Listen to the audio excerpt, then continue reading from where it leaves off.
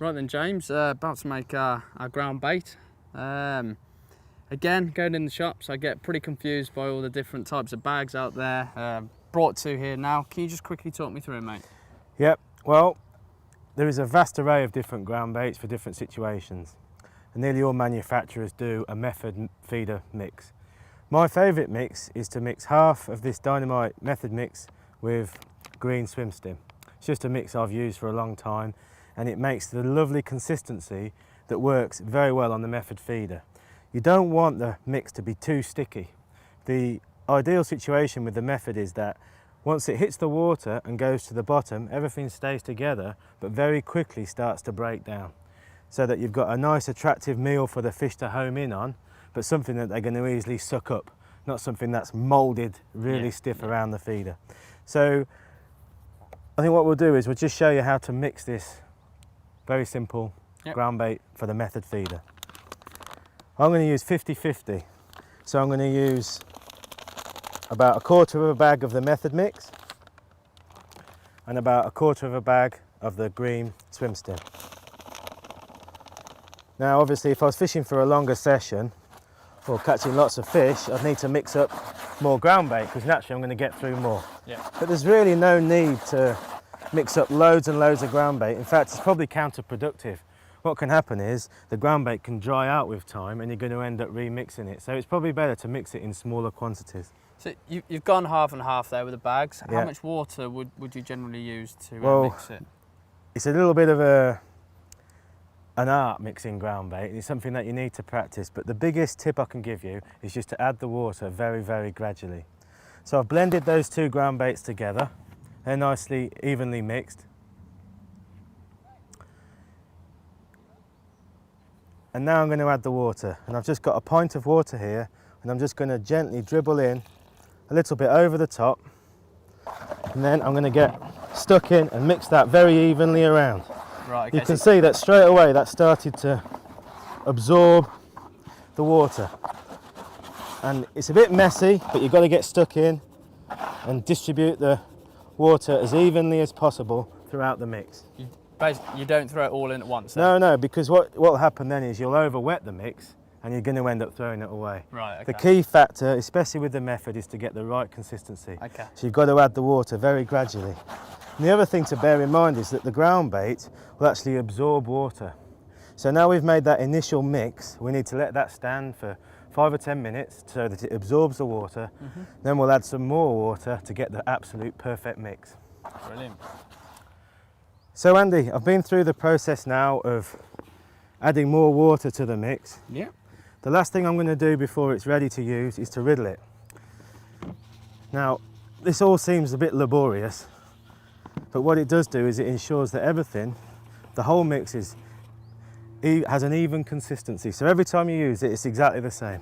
Okay. And look at that now.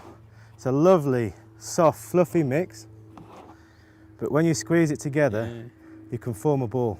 That's absolutely spot on for the method feeder. That looks good.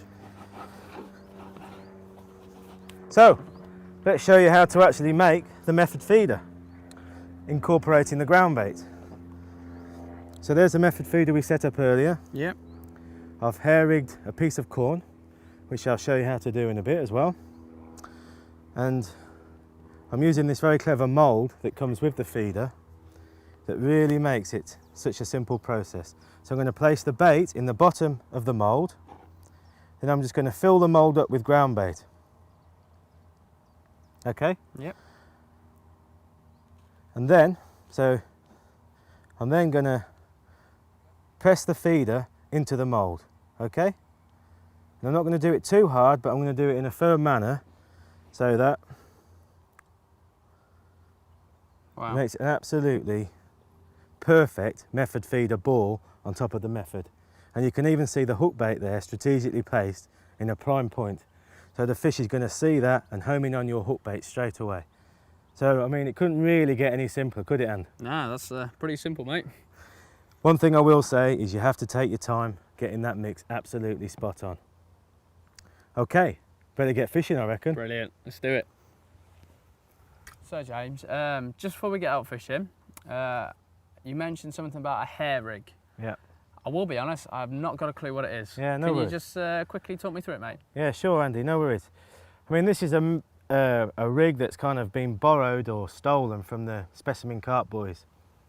And it just makes the bait much easier to mount on the hook, but also the hooking potential of the bait and the rig to be much greater, especially when used in conjunction with the bolt rig we talked about. So what actually you've got is a small section of line that comes through the hook eye, through the knot, and then off the back of the shank with a loop on the end, okay? And quite simply, you use a baiting needle to start the process, okay? So I'll mount the bait on the baiting needle. Yep. I'll then place the small loop onto the hook and then slide the bait onto the hair, okay? And then all we do then is put a small bait stop onto the loop, which prevents the bait from falling off. So there you go, that's the actual hair rig mounted correctly.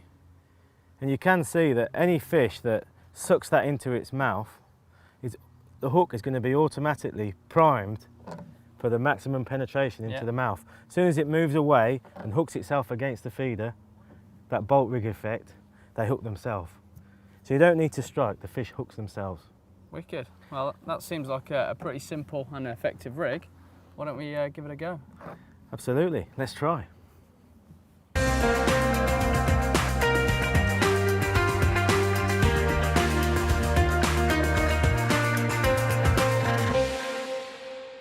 Now I'm hooked on fishing.